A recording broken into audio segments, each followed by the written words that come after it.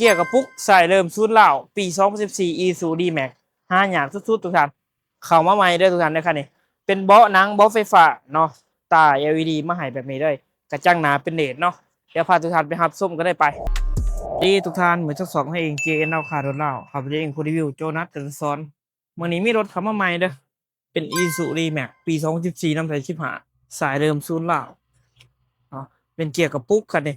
รถเดิมบ่ต่ำบ่ปีนสีสันเก็บคัดเป็นชุดเป็นบอลสามสภาพรถมือสองเนาะ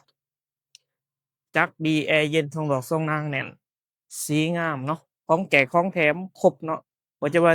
จะเป็นตู้เย็นหรือตู้เสื้อผ้าหมองขาวหมูแรงประกันภัยค่าทางเทคนิคขึ้นไปโอนซื้อเนาะสามารถผ่อนกับหารเท่าใดเป็นเดือนเป็นปีได้สบายเนาะบ่ดมก็ได้สวยๆงามๆดอกเบี้ยต่ำเนาะ จ่ายก่อนขั้นต่ำ40%หรือ35%ก็บ่รวมกันได้ราคาเต็มคันนี้ถืออยู่498ล้านกีบเท่านั้นเด้อทุกท่านเด้อเนาะโทรก่อนทุกครั้ง9733ตัว679เดี๋ยวพาทุกท่านไปเบิ่งรถข้างในกันได้ไปล้างกล่องควางสะดวกสบายแอร์เย็นหอดหลังพี่น้องโซนสีดำสวยๆงามๆข้างในก็จะเป็นเบาะไฟฟ้าเด้อเบิ่งคนขับเนาะโซนสีดำพวงมาลัยจะให้มาเป็นปุ่มคอนโซลเนาะหน้าปองหน้าปัดงามเนาะเบาะหนังเริ่มมาแต่โรงงานเด้อคันนี้เด้อเบาะหนังเนาะ เกียร์กระปุกจอเดิมเนาะไฟดอกเพดานงามสวยๆแอร์นี่เย็นคักขนาดคันนี้เนาะสวยๆเหลืองคนขอคนขับตาบลอโปโลในงามเกียร์กระปุกเจาะหายากสายเดิมสุดลาวแต่ของอิซูซุเลยเดิมมาแต่โรงงานนี่ทั้งถอดทั้งขายเม็ดออกเม็ดอาร์คเนาะเมื่อก็เช่นเดียวกันเม็ดออกเม็ดอาร์คในเดิมเนาะเริ่มเม็ดออกเม็ดอาร์คเดิมจากโรงงานเลยเนาะมาทั้งหลังมันก็เป็นกันเนาะเดิมๆนี่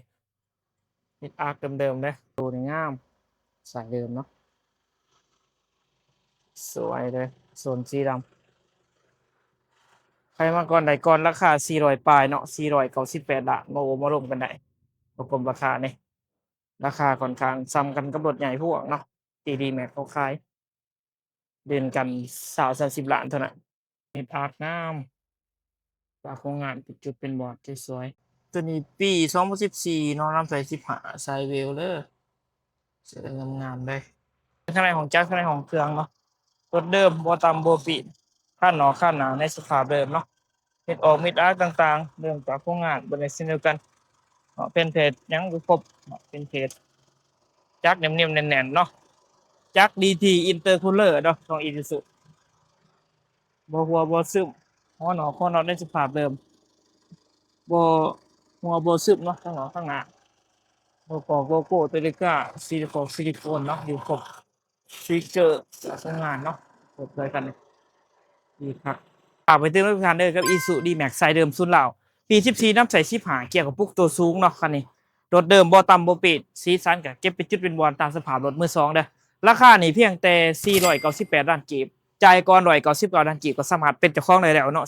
40%สามารถผ่อนเป็นเดือนผ่อนเป็นปีได้เนาะไผมาก่อนได้ก่อนเด้อเนาะสดผ่อนเทิร์นไหนเป็นเดือนเป็นปีของแจกของแถมถือว่าครบเนาะตู้เย็นตู้ซักผ้าหม้อดอกหม้อแดงถือว่ามีให้ครบทุกอย่างเด้อ ไอหมักกระทักมาไหล9733ตัว679ใน2 JN เราคาโดดาวครับเองโจนัสเตอร์สอนขอขอบใจทุกท่านเจอกันในคลิปต่อไป